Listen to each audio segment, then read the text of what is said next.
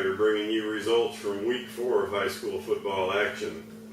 The Stone Tomcats even their record at 2-2 with a 22-6 victory over the Hurricanes of West Harrison at West Harrison.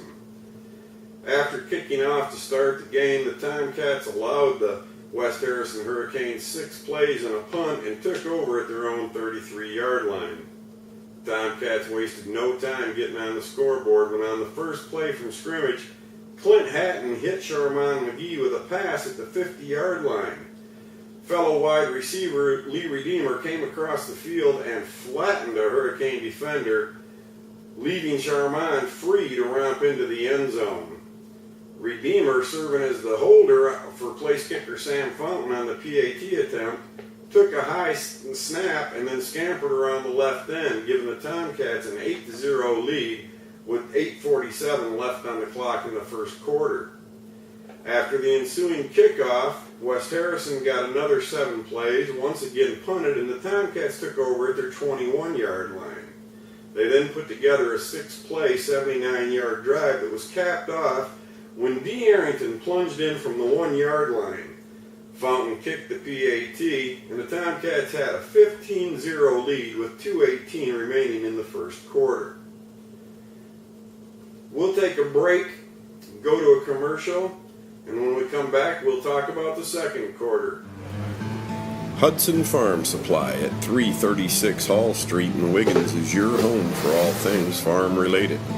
With feed, seed, fertilizer, farm clothing, horse tack, and pet supplies, including wormers and vaccinations, Hudson Farm Supply can meet your needs with a friendly, knowledgeable staff dedicated to the highest levels of customer service.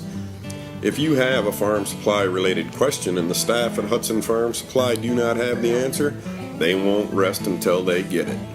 Proud supporters of Tomcat Athletics, Matt Hudson and Joel Miles invite you to stop by Hudson Farm Supply, sit a spell, and rehash this week's game. One leg billet, one scratch, and 2 corn.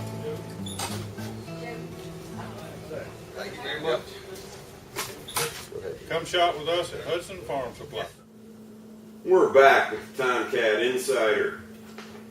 West Harrison, after getting down 15-0, threatened to score on its next possession, getting inside the Stone 10-yard line twice. The first time, Ramsey Sellers and Cade Amaker sacked quarterback C.J. Felix, putting the Hurricanes back outside the 10-yard line. On the next play, a West Harrison running back took the ball to the 5 where he was stopped by D. Arrington, and on the ensuing play, Amaker once again blitzed, shooting through the line, and sacked Felix, putting the Hurricanes back at the 12-yard line, where they settled for a field goal. The score is 15-3 with 7:09 left in the first half. Tomcats responded after getting the ball back, putting together a 12-play, 76-yard drive, capped off by a 14-yard TD pass from Hatton to Terrence James on the right side of the end zone. Once again, Fountain kicked the PAT and the Tomcats had a 22-3 lead. On the ensuing kickoff, the West Harrison ball carrier was eluding most of the Tomcats, and they had only a couple Tomcats between him and the end zone. Much to his chagrin, one of those Tomcats was kicker Sam Fountain, who at about midfield put a wicked hit on that ball carrier, driving him out of bounds.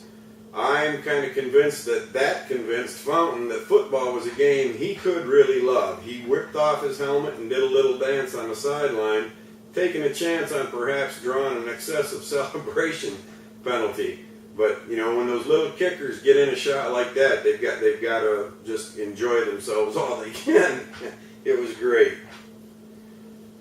Oh, on that possession, West Harrison got another field goal as time expired in the half, and that accounted for the final score of 22-6. We'll go to a commercial break and come back and talk about the second half after that. When did auto insurance become so complicated? Why do accidents happen fast but claims move slow? And when did we start trusting cartoon characters? If you're questioning your choices in auto coverage, get real answers from a real person with a Farm Bureau Insurance Get Real review. It's simple, quick, and tailored just for you. Get real auto, home, and life insurance. Get Farm Bureau Insurance.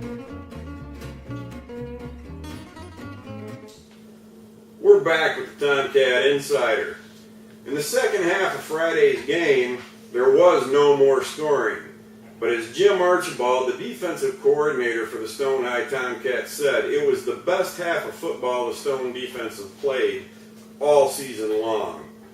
Cade Amaker continuously blitzed the quarterback. I think he was only perhaps blocked on one of his blitzes. He was in the backfield all night, wreaking havoc with C.J. Felix at quarterback and also with the running backs for West Harrison. Ramsey Sellers did an incredible job as well, breaking through the line several times and wrapping up ball carriers and slamming them to the ground.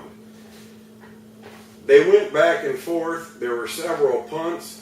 The only time that West Harrison got into the Stone end of the field in that second half was when Stone attempted a fake punt at the 21-yard line. Well, they were a little bit further out, 25 or 26-yard line, but Clint Hatton was hit at the 21-yard line. The Tomcats turned the ball over on downs. West Harrison still couldn't get into the end zone. They did attempt another field goal, but it went just wide left. Tomcats held on. They'll take next week off before they've got to travel up to Waynesboro to take on the Wayne County War Eagles in the first week of conference play. These first 4 games, while very important to the Tomcats, did not count for playoff appearances. It is these next 7 games that they will play against conference foes that will determine only 2 teams going out of 3-5A to the state playoffs.